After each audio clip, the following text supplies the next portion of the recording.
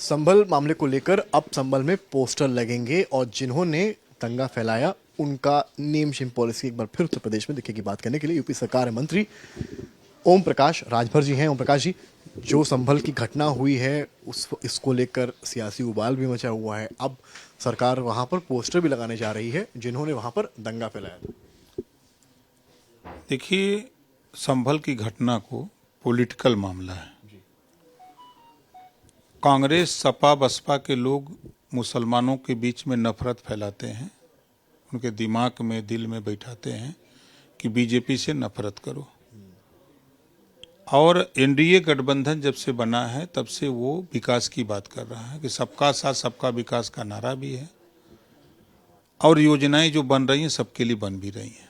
दिक्कत पैदा हो गई, कुंदरकी में मुसलमानों ने बीजेपी प्रत्याशी को वोट दे दिया। ये घटना अंबेडकर नगर कटेहरी क्यों नहीं हुई? ये मिर्जापुर में क्यों नहीं हुई? ये गाजियाबाद क्यों नहीं हुआ? मुरादाबाद क्यों नहीं हुआ? अन्य 9 जिलों में चुना हुआ है। वहीं क्यों हुई? इस नाते कि वहां मुसलमानों ने नकार दिया समाजवादी पार्टी उम्मीदवार को। सपा तो कह रही है कि वोट ही नहीं करने दिया, पुलिस वाले जो है रोक रहे थे और जो प्रत्याशी हैं वो आके कह रहे हैं कि हमको वोट ही नहीं मिला है कोई। हमारे लोगों को सीतापुर में अगर ये पुलिस ये काम करती तो फिर ये पुलिस करहल में क्यों नहीं रोक दी? ये पुलिस सीतामढ़ी में क्यों नहीं रोक दिया? करहल में भी रोक लिया, तभी नंबर इतना कम हो गया।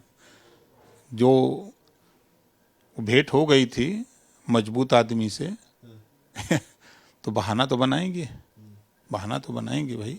तो रिश्तेदार ही इसी नाते न भिड़ गया, इस नाते वो मजबूत स्थिति में खड़ा हो गया।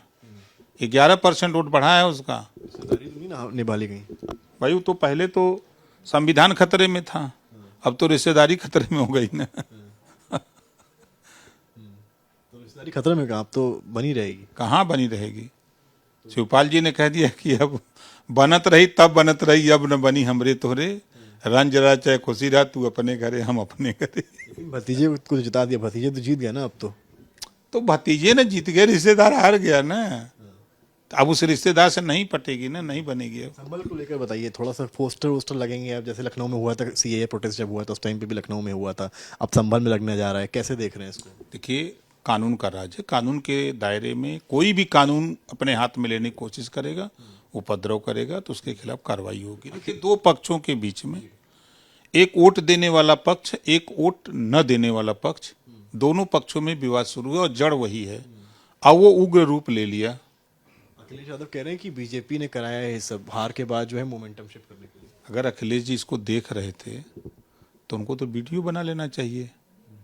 उनको पहले भी सरकार चलाए हैं 5 साल, उनको तुरंत डीजीपी को फोन करना चाहिए, उनको एडीजी को फोन करना चाहिए, उनको देश के गृह मंत्री को बताना चाहिए, रक्षा मंत्री को बताना चाहिए। नहीं बताना चाहिए भाई? एक बड़ा चेहरा है, पूर्व मुख्यमंत्री हैं, उनका फोन कौन नहीं उठाएगा? तो प्रतिनिधिमंडल जा रहा था तो डीजीपी ने कह रहे हैं 3 दिन बाद जाने के लिए कहा है, अखिलेश कह रहा है मैं खुद जाऊंगा। किसी ये पॉलिटिकल ड्रामा है ये सब।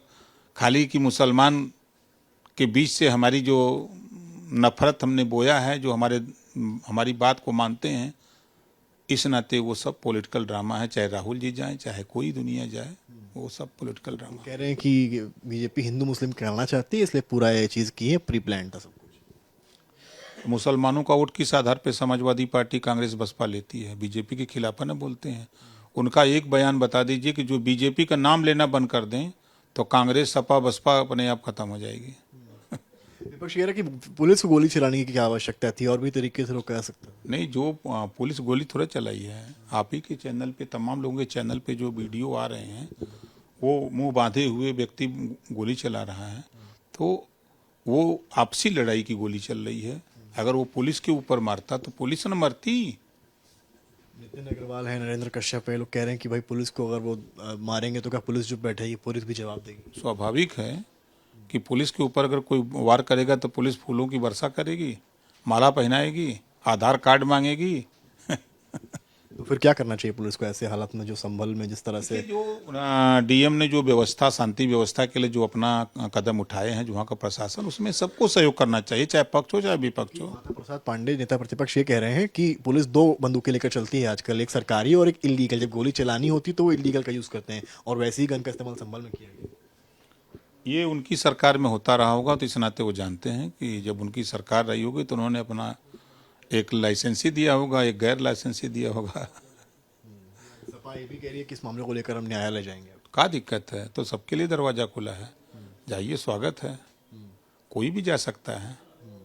कई वीडियोस है इसमें जो उपद्रवी हैं वो सीसीटीवी जो फुटेजेस कैमरे होते हैं उनको तोड़ते हुए डैमेज करते हुए नजर आ रहे हैं। भाई कि उसमें न आवे, हम लोगों की फोटो न आवे, हम लोग जो चाहें, तो ये प्लानिंग बनाई जाती है ना, योजना बनाई जाती है कि जो वहाँ सीसीटीवी कैमरे लगे हैं वो कैमरे जो है इस तरह के हों और वहाँ कोई फोटो न आने पावे, इस तरह की बात है। वरिष्ठ नेता हैं, कैबिनेट मंत्री भी हैं सरकार में, लेकिन ऐसा क्या इतनी जरूरत आन पड़ी कि एकदम से दूसरा दिन सर्वे सुबह सुबह पहुंचे? क्योंकि वहां पर आरोप ये भी लगा रहे हैं कि बिना बताए हमको सर्वे शुरू कर दिया गया, इस वजह से वहां पर मिसकॉन्सेप्शन फैला। ये कोर्ट के आदेश है ना, हमारा तो आदेश नहीं है, सरकार का तो आदेश नहीं है, कोर्ट का आदेश है। कोर्ट का आदेश सबको पालन करना है, हम हो चाहे आप हो चाहे कोई हो, पक्ष विपक्ष हो, सबको।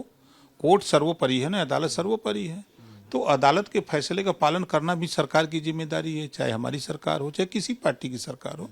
कोर्ट का जो आदेश है उसका पालन करना सरकार का काम होता है। बहुत शुक्रिया बात करने के लिए। हमारे साथ ओम प्रकाश राजभर, कैबिनेट मंत्री, और साहब कह रहे हैं कोर्ट का अगर आदेश होगा तो सरकार उसका पालन करेगी। कैमरामैन गौरव के साथ समर्थ श्रीवास्तव, लखनऊ, आज तक।